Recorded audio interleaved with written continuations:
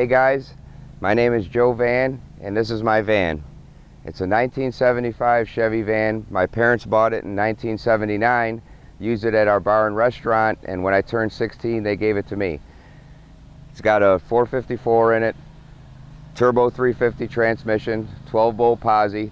It's got almost its original body panels on it. Originally it's from upstate New York, but it's been painted twice. It was originally Yuba Gold.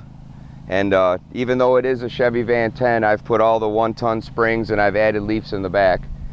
And years ago, J.C. Whitney used to sell the older gas tanks, or new gas tanks for your older vans, and I've got a 38-gallon fuel cell in here. So it'll get you where you want to go, at least every other gas station. But it's got dual exhaust, 373 gears in it. I named the van Stowaway. It's got a aluminum fabricated wing on it that was made back in the 70s, a metal fabricating place out of California. Back when J.C. Whitney used to have a lot of parts for vans, I bought a few things. They offered you an extra captivity gas tank for your older van, and that's a 38-gallon tank in here. Back then, J.C. Whitney offered a fiberglass hood for the van. And at the time it was $300 shipped to me, and it helps out with the motor, gives it a lot of extra air. Years ago, back at the trucking, there used to be guys around here that did a lot of glass etching and stuff like that, so I had the windshield. It was back in probably 93, 92 when Caravans of Jacksonville had their trucking, and their theme was once a vanner, always a vanner. And I agreed with it, so we wound up putting that on as the theme of it, and it sort of goes from cartoon into reality, but for me that's what vanning's about, getting out of reality and getting together with your friends and having a good time. I had a friend of mine, Randy, the Daytona Flash, probably back in the early 90s, did this mural for me. I've always liked the Wizards. It's always a neutral thing. You know, a lot of times you put skulls and stuff and people have problems, but everybody likes a wizard. So I had him do this on the back when we named it Stowaway, and it's just sort of my getaway. Stowaway means to get in and go, you know, get out of reality, and I did it for many years. Give me a pack of hot dogs, a 12-pack of beer, and my cooler, and I'm gone for the weekend. The rims are 15 by 10s all the way around American Racing. They're not real old school, but they're old school. They look good, they fit the van. I have the same rims on my wife's van and our camper. The van originally came with a 350 in it with a 3-speed on the column, and I drove it many years like that when I first started driving. We had a lot of clutch issues with it, so my father got tired of paying the transmission shop to do it every couple months, so we wound up making it automatic.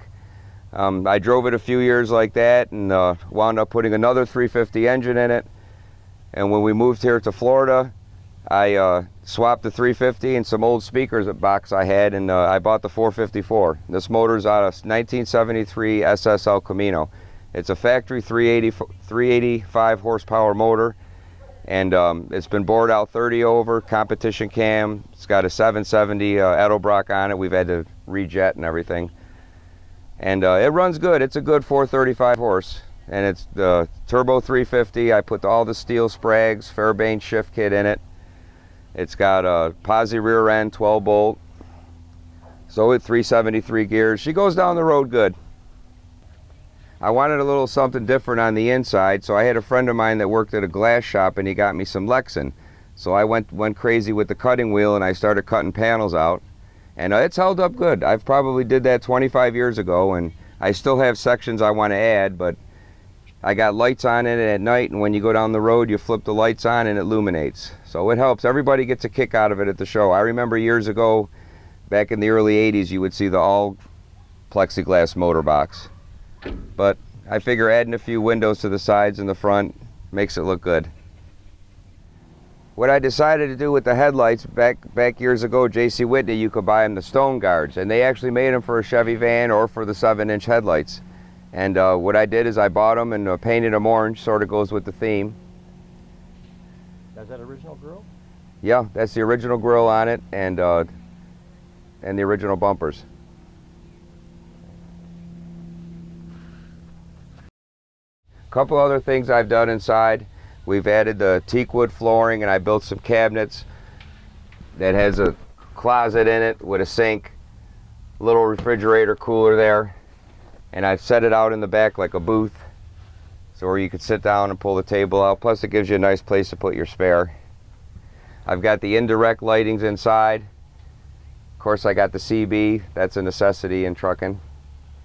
I had a friend of mine reupholster these seats, again, about 20 years ago, and he was supposed to make me up some cushions for the back. Unfortunately, he passed and didn't get a chance to do it, so I still have to do that. The center console was in the van when we got it. When my parents bought it back in 1979, all that was in it was the original, the carpet and the center console. So I've added to that, but I've added the CB, and I still got my old Fox radar detector. It works when it wants to, but it works. And my parents bought this in 1979 and gave it to me for my 16th birthday. I've had it for 33 years. Cages are some old Stuart Warners, and I got an old Pioneer stereo in it. Eventually we'll upgrade them, but it works. Still use the CB, the fans work. Eventually I'll put AC in it. My wife's been saying, I've been saying that for 10 years now, but we will have AC one day. We did the panels on the doors. I just took some plywood and stained it and varnished it. And then I cut the sections out. These were originally all carpeted all the way around. And over the years, the carpet frayed and everything, so I just left the center sections on the doors and put the wood inserts in it. Originally, it was a bed in the back with a mattress, and what I decided to do was change it up a little bit. Sort of made it impractical to sleep in, but it looks good. So I cut a U-shape out of it, and I'm going to have some cushions made eventually. And then I put the tongue and groove on the back, and I put the spare tire in the middle. And if we have people traveling with me, I just take the tire out, and you could sit around back in the bed, or on the bench seat rather. That's an original ship's wheel that a friend of mine gave to me years ago, and I thought it worked perfect with the theme of the van, Stowaway, so I went ahead and screwed it to the ceiling. And again, that's been up there probably 25, 26 years. I decided to do something a little different in the rear, and because a lot of these modifications, the gull winging the door and doing this to the back doors, I did it after the van was already painted orange. So I put some trim on here, but what I did is cut the doors in half, and I Dutch doored them. So, and they open like this. And again, this still retains the original carpet from 1976. Still has the burlap on the back. But what I did for the texture is I just sprayed trunk spatter, trunk paint, and then clear it a couple times, and it's held up good. But what's nice is I could drive when we're going down the road on the beach. You got a few people sitting in the back. I could drive it like this and sit down the road, cruise on down the road like that. I had my friend Spooky that does glass etching do this etching for me. I told him, give me some rope border with a ship, something stowaway theme. So from what I told him and from what his ideas out, that's how it came out. But it looks good. You got everything cleaned up. The sun's hitting it, and it goes again with the theme. Over the years, I've collected little trinkets and starfish and shells, and I got an old net with some buoys on it, and I just went with the beach theme. I figured, heck, I moved here from upstate New York, and I'm living in Florida. Might as well buy some flip-flops and go with the beach scene. So it fit in with the stowaway theme. All right. One thing that's unique about this van are the running boards. These actually, I have a lot of people that think and look like they're fiberglass, but they're actually a poly rubber. I live in Central Florida, not too far where Mark III used to be, that builds the conversion vans. And back in the late 80s, I moved down here 87, 86. We're trying to decide which ones to use on the conversion vans. And actually they made two sets of these. Poly rubber, they were for long wheelbase, and one set sat up in the parts department at Mark III for years until the plant closed. Well, a friend of mine that had a welding shop that does my exhaust, he wound up buying them, and they had them on his shelf in his gas station.